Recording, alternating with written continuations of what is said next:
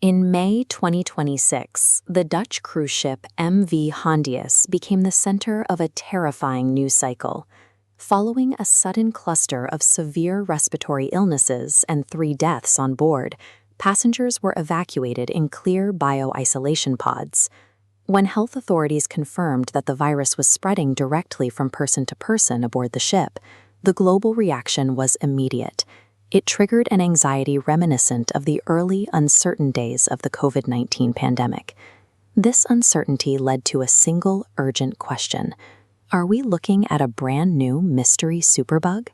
The answer is no. This outbreak is caused by Hantavirus, a family of viruses that scientists first isolated nearly 50 years ago in 1978. Hantaviruses are endemic around the globe, causing 2 distinct syndromes. In the Americas, they cause Hantavirus pulmonary syndrome, which attacks the lungs. In Europe and Asia, they cause hemorrhagic fever with renal syndrome, which primarily targets the kidneys.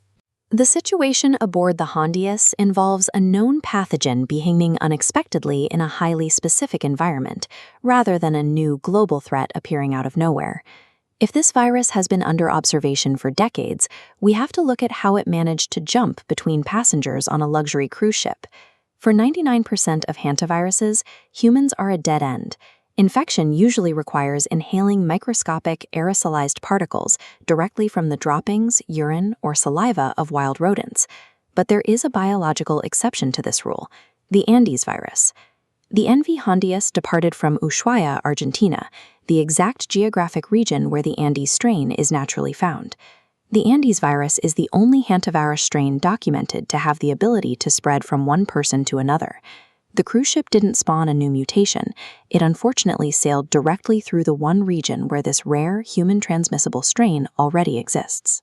This rare ability leads to the most critical question: is the Andes virus highly contagious, like the flu or COVID-19? The answer is no. Efficient respiratory viruses evolved to jump effortlessly between hosts through the air. In contrast, Andes strain transmission mechanics are relatively clunky. Catching the virus requires close, prolonged contact with an infected person's bodily fluids or respiratory secretions. It does not spread easily through casual, passing contact.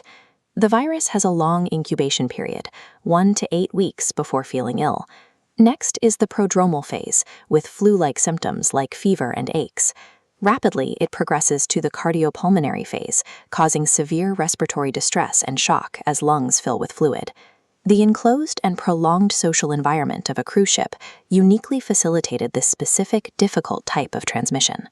While the virus is highly lethal to the individual, these strict transmission requirements make a sweeping global pandemic highly unlikely.